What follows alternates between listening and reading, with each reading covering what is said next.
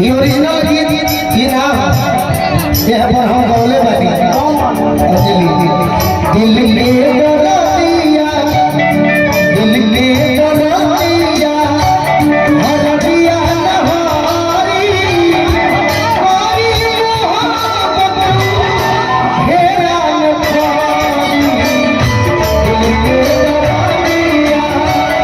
हरदिया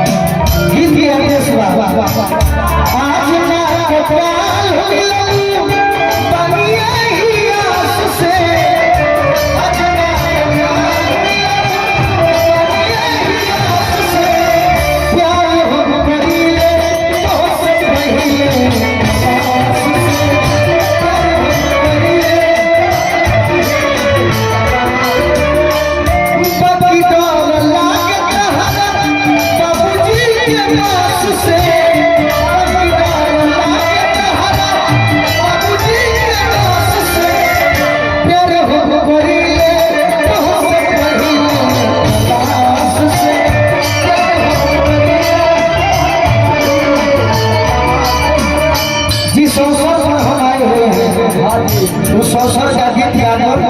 अपने छोटे भाई बिल्कू को और मेरी छोटी बहन है अच्छा गाती है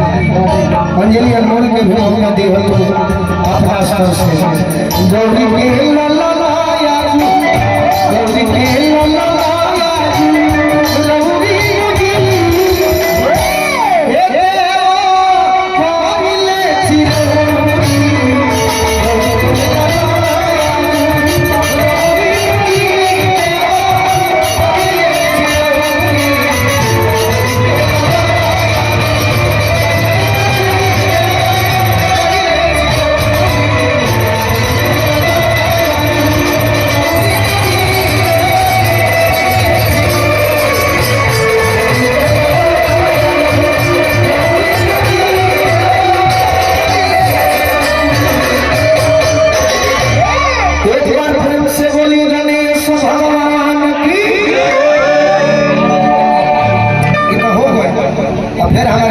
कि आज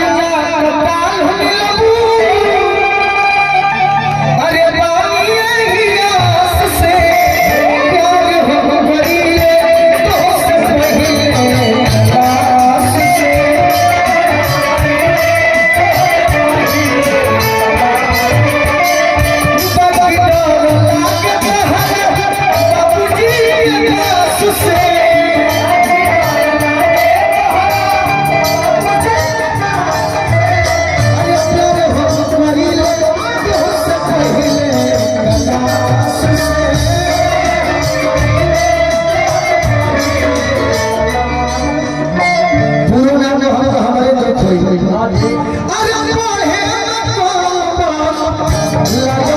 गई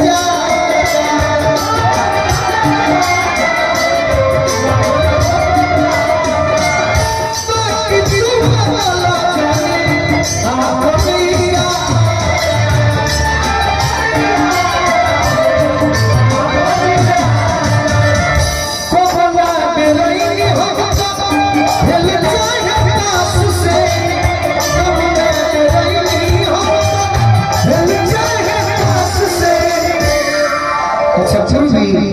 ये हो गाएगा कि प्यार हो करीले तो सके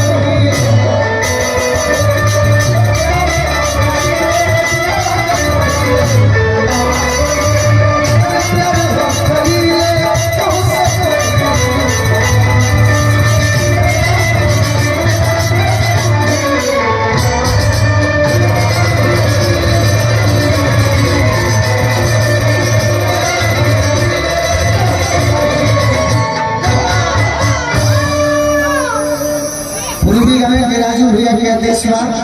पहले बिकू के गीत हो जाए और फिर हम 5-6 बार खाली पूरा के पहले गा